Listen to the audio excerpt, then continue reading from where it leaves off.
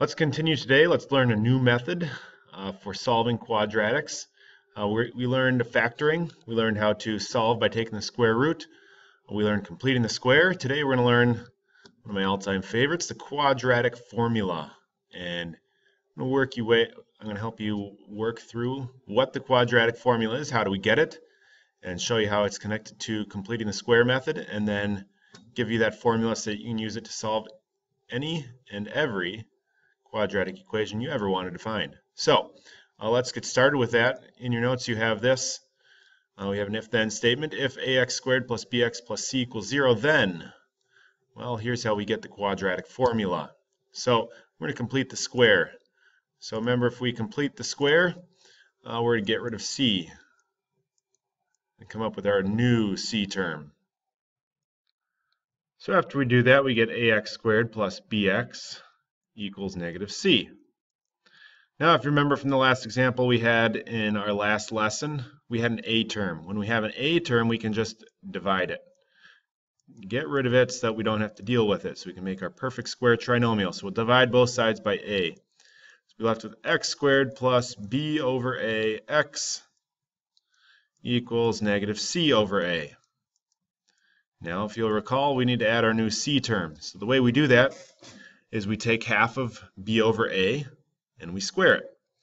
So half of b over a, half of that multiplied by half, is b over 2a. Okay, and if we square that, we get b squared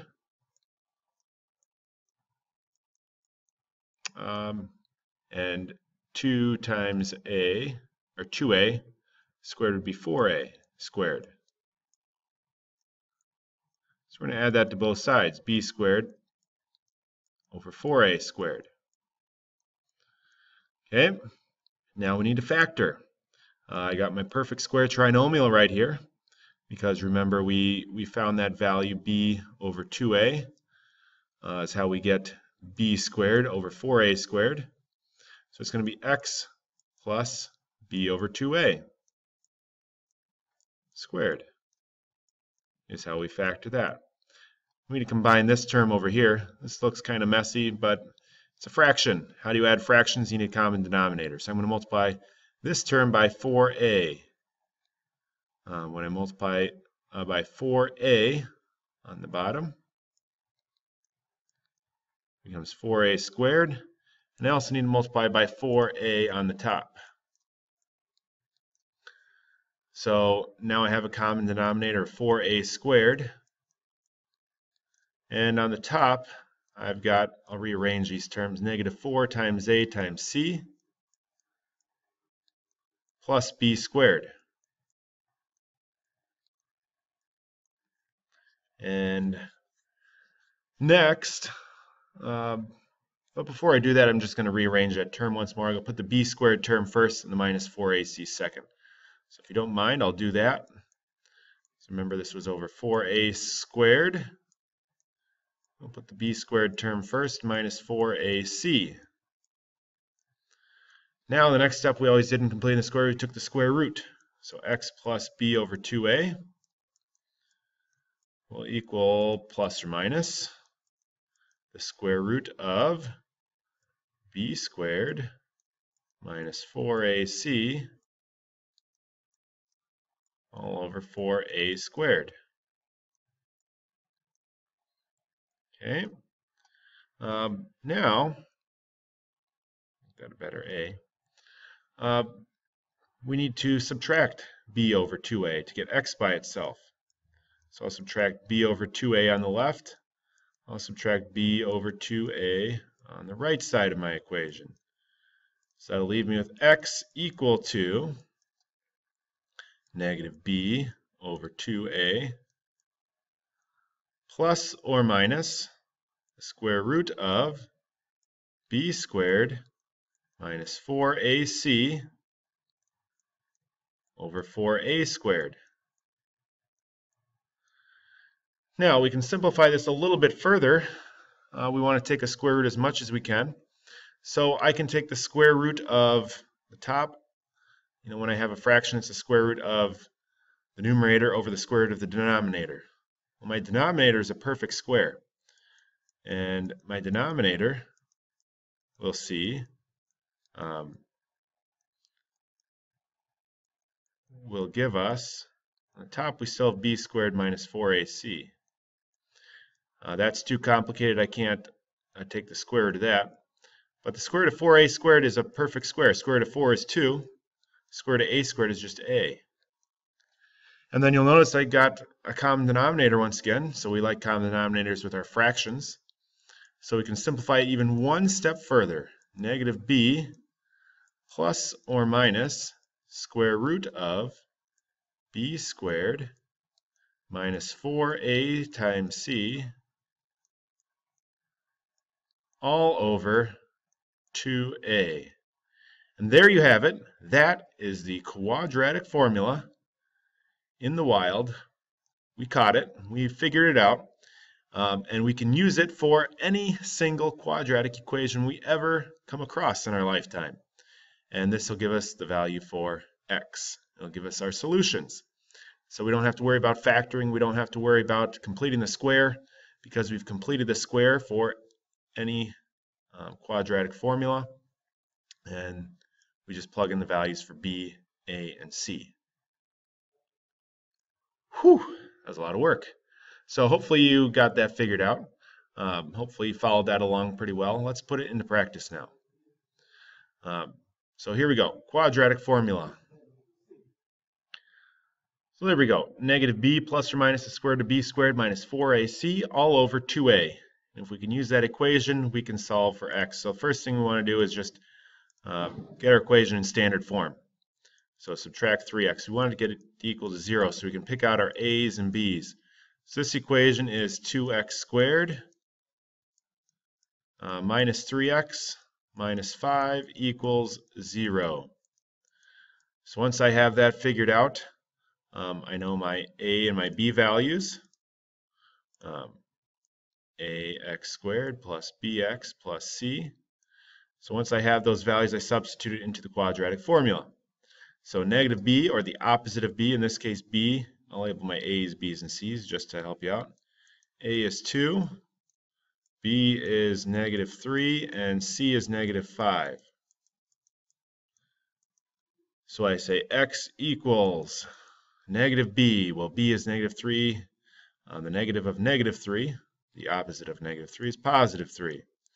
Plus or minus square root of b squared, so negative 3 squared, minus 4 times a times c,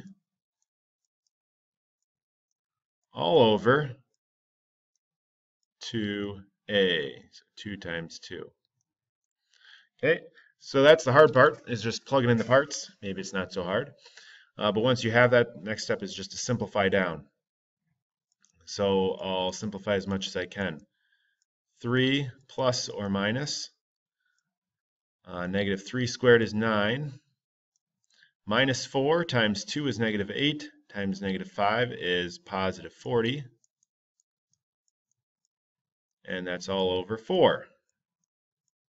So I can go one step further even. 3 plus or minus square root of 49 all over 4.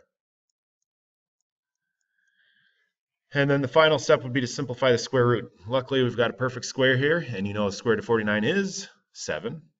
So we'd say x equals 3 plus or minus 7 over 4.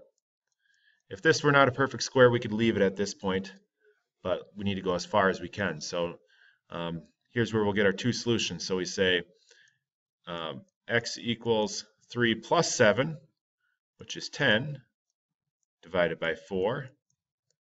Or we're going to go with the subtraction route. 3 minus 7 is negative 4 over 4. And we can simplify those one step further. 10 fourths is 5 halves, or 2 fifths. Or no, 5 halves, or 2 1/2. And negative 4 over 4 is negative 1. So nice thing about the quadratic equation is you would have never gotten this through factoring because only one of these solutions is an integer. You could have gotten this by completing the square, but you'll find that plugging this into the quadratic formula maybe saves you a little bit of time. So I've got two examples that I'd like you to try on your own. Try those, pause the video, restart it once you're ready to see how I set it. So just keep in mind, get it equal to 0 first, figure out your A's, B's, and C's, and then plug them into the quadratic formula. So pause the video now and restart when you're ready. All right, so the first one, I had to subtract 3 from both sides to get 2x squared plus 9x plus 4 equal to 0. And it's a matter of putting in the different parts of the equation. So I had opposite of b, so negative 9 equals 9 squared minus 4 times a times c, all over 2 times a. Simplifying it down, you can see my work. The square root of 49. Square root of 49 happens to be 7, which works out well. So negative 9 plus 7 is negative 2. And then I did negative 9 minus 7, which is negative 16. I have to do both of those when it's plus or minus. Simplify that's negative half or negative 4. Okay. The next one, what I need to do there is I needed to subtract 6 from both sides, and then add 9x to both sides as well.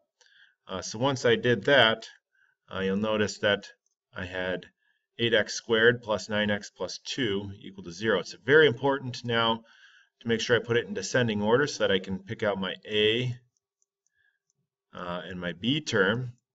So if you choose the wrong values for a and b and c, you're not going to get that right. It's very important that it has to be equal to 0. If it's not equal to 0, you're going to have the wrong c value. Okay. So once I have those, I plug those in. Opposite of b, plus or minus square root of b squared minus 4ac all over 2 times a. So this should be something you should commit to memory. Maybe you get a tattoo of it on your forearm so that you'll always have it with you. You can always use the quadratic formula. We simplify it down. Notice we get negative 9 plus or minus square root of 17. Notice I can't take the square root of 17 evenly. So I would be fine if you left it like this, unless the problem asks you to put it in to give us approximate value. So in that case, you could approximate it and get x is about negative 0.30 or negative 0.82. Okay, hopefully that makes sense. You can plug in those values. We're going to take a look now at what's known as the discriminant. The discriminant is b squared minus 4ac, that part that's underneath the radical. We're going to find a pattern for the discriminant as we compare these to their graphs. So let's take a look on Desmos. We're going to graph these equations. Y equals 2x squared plus 6x plus 5. And then we're just going to draw a rough sketch. Since I haven't shown you how to graph yet, it wouldn't be fair for me to have you do that. But we're just going to draw a rough sketch of these graphs on our grid here and see what happens as we compare these to the discriminant. So let's just take a look at the discriminant first, and then we'll go to our graph of these. So we'll graph these later, but let's find the discriminant for each equation. That's b squared minus 4ac. So let's just pause the video and calculate the discriminant for those. So I'll do the first one for you. So b squared, so 6 squared, minus 4 times a, which is 2, times c, which is 5. So I've got 36 minus 8 times 5 is 40. 36 minus 40 is negative 4. So my discriminant is negative 4 for this one. Why don't you find the next two? Restart the video once you're ready. Okay, so for the next example, we've got our b. We don't have a b value, so it's 0. So 0 squared minus 4 times 1 times negative 7, because this is a value of 28. Next example, negative 12 squared minus 4 times 9. That gives us a value of 0. And remember, the b squared minus 4ac, that's under a radical. So think about what that does. Can you take the square root of a negative? What do you think that means with the number of solutions that we have? You take the square root of a positive number. What's the square root of 0? So let's now take a look on our graph and see what happens. So if we graph the first example, 2x squared plus 6x plus 5, we get a graph that looks something like that. So if we were to graph it, it would roughly look like that. Our second example, When we graph that one, crosses the x-axis in two places. It goes down to -7 on our graph. 1, 2, 3, 4, 5, 6, 7, about right there. Remember, these are just rough sketches, just get an idea of what it looks like. And then our third example, y equals 4x squared plus 12x plus 9. That is way above the x-axis and shoots way above there. So that's going to look similar to that. So what do you think this all means? What happens when we have a negative discriminant? Well, you can't take the square root of a negative, which means you're not going to have any real solutions. And when we graph an equation, the solutions are where across the x-axis. We'll get to that later on. But there are no real solutions, so if b squared minus 4ac is less than 0, if it's negative, there are 0 solutions. You're not going to find a solution. And if it crosses twice, means it has two solutions. That would be right here at the x-intercepts. We call those the roots, the zeros, solutions. That's when we had a positive discriminant, because when you take the positive square root, you can add it and you can subtract it. So we get two unique solutions. So if it's greater than 0, we have two solutions. And finally, when the discriminant is 0, hold up. Oh, there we go. I see the error. I typed my equation in wrong. We're going to have to look back at this again. Sorry, guys. So I should have put minus 12x plus 9. There we go. I knew something was wrong. Notice it crosses once. So I'll fix that here. It crosses the x-axis at one place. So there would be one solution there. So hopefully that makes sense to you, that when there are square root of 0, square root of 0 gives you 0. So I'm adding 0 and I'm subtracting 0. Nothing changes. So there will only be one solution when b squared minus 4ac is 0. All right, so that's our work with the quadratic formula. It is the be-all, end-all of solving quadratic equations. Learn it, memorize it, get a tattoo of it, whatever you need so that you can use it. And we also looked at what happens with this discriminant, how we can use that discriminant to quickly find out how many solutions there are. You'll do some work with that in your assignment. Any questions? I'll get those in class.